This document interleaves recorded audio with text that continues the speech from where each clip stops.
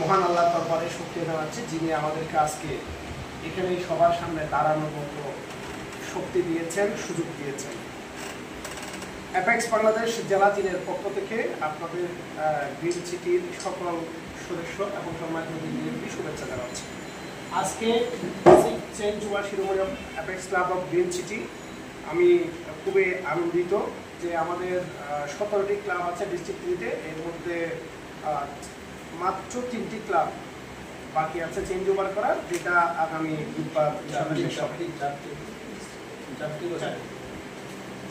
4টি ক্লাব বাকি আছে, যে 4টি ক্লাবে চেঞ্জ ওভার আগামী শুক্রবারের মধ্যে আমরা শেষ করতে পারবো ইনশাআল্লাহ। তো আজকে এখানে নতুন ক্লাব, আজকে আমাদের সিনিয়র নেতৃবৃন্দ অনেক কথা বলেছেন, আমি দু একটা কথা বলবো। সেটা হলো আপনাদের জানার জন্য, নতুন যারা এসেছেন তাদের জন্য, 1931 সালে প্রথম অস্ট্রেলিয়াতে অ্যাপেক্সের জন্ম, আর 1961 সালে বাংলাদেশে অ্যাপেক্সের জন্ম হয়। যিনি করাচি থেকে একজন ইঞ্জিনিয়ার সুলেমান খান, উনি বাংলাদেশে অ্যাপেক্সে নিয়ে এসেছেন। উনি চিন্তা করেছেন বাংলাদেশের মানুষ আজকে, আমরা 1961 সালে কী অবস্থা ছিল তা তো বুঝতেই পারছেন, যে আমাদের দেশের মানুষগুলো অনেক অনগ্রসর, অনেকটা অসচেতন। আমরা যদি তরুণরা, এই তরুণদেরকে উনি প্রায়োরিটি দিয়েছেন, তরুণরা যদি আমরা দেশের জন্য কাজ করি তাহলে আমরা এই দেশকে পরিবর্তন করতে পারবো। সেই স্বপ্ন নিয়েই বাংলাদেশ 1961 সাল থেকে 2025 অদ্যাবধি অ্যাপেক্স বাংলাদেশের প্রায় 5,000 সদস্য কাজ করে যাচ্ছে ভলান্টিয়ার হিসেবে, যারা নিজের টাকায় খায়, নিজের টাকায় সার্ভিস করে, আর নিজেদের টাকায় অর্গানাইজ করে পুরো দেশব্যাপী সেবা কার্যক্রম পরিচালনা করছে। শুধু টাকা দিয়ে সার্ভিস করে না, তারা পরামর্শ দেয় এবং সচেতনতামূলক অনেক প্রোগ্রাম করে থাকে। এখানে আমি সবচেয়ে খুশি হয়েছি যিনি গ্রিন সিটির প্রেসিডেন্ট হয়েছেন, এই প্রেসিডেন্ট একটা রাডার নিয়ে, এবং ওনার মা বাবার সম্পর্কে যেটা শুনেছি, ওনারা খুব মানবিক মানুষ ছিলেন, এটা অন্য মানুষরাও বলেছেন, আজকেও শুনেছি। এইরকম মানবিক চিন্তা ভাবনা এবং দেশের মানুষকে ভালোবাসে জীবন মানুষ যদি অ্যাপেক্সের দায়িত্ব নেই, অ্যাপেক্স আরও সমৃদ্ধ হবে, অ্যাপেক্স আরও এগিয়ে যাবে। কারণ অ্যাপেক্স বাংলাদেশের যে কার্যক্রম, ওনারা এই কার্যক্রমগুলো পারিবারিকভাবে করে দেয়।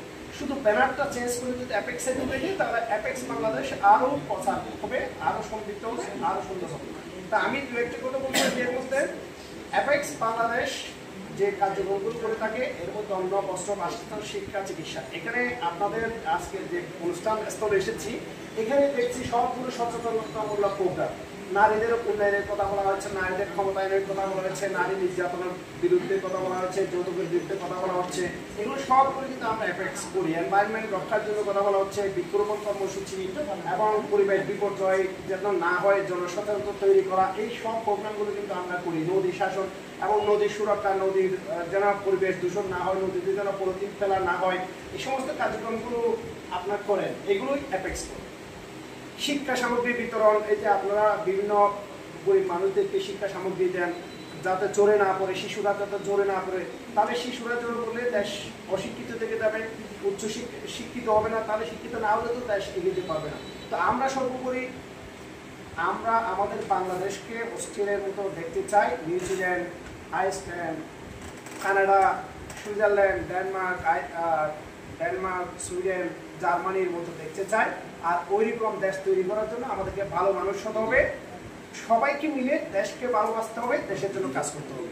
তা আমরা অ্যাপেক্সে এসেছি, দেশকে ভালোবাসি, আমরা নিজে পেশাদারিত্বের সাথে কাজ করব, যে যে পেশায় আছে ওই পেশার মধ্যে ভালোভাবে কাজ করব, মনে করব এটা আমার কাজ, এই কাজটার মাধ্যমে আমার দেশ এগিয়ে যাবে। সাথে সাথে আমার পেশার সাথে যে সব এক্সট্রা সময় থাকবে, ওই সময়টুকু আমরা দেশের জন্য, জাতির জন্য, সমাজের জন্য আমরা বিলিয়ে দিব, যাতে আমরা যেমন এগিয়ে যাব, আমাদের দেশটা, সমাজটাকে যেন এগিয়ে দিতে পারি। আমাদের দেশ পরিবর্তনের মাধ্যমে আমরা যেন পুরো পৃথিবীকে পরিবর্তন করতে পারি। আমরা বাংলাদেশকে তৃতীয় বিশ্বের নিম্ন স্তরের দেশ হিসেবে দেখতে চাই না, ফার্স্ট ওয়ার্ল্ডের প্রথম সারির দেশ হিসেবে দেখতে চাই। এই জন্য তরুণদেরকে দায়িত্ব নিতে হবে, আমরা সবাই মিলে কাজ করব।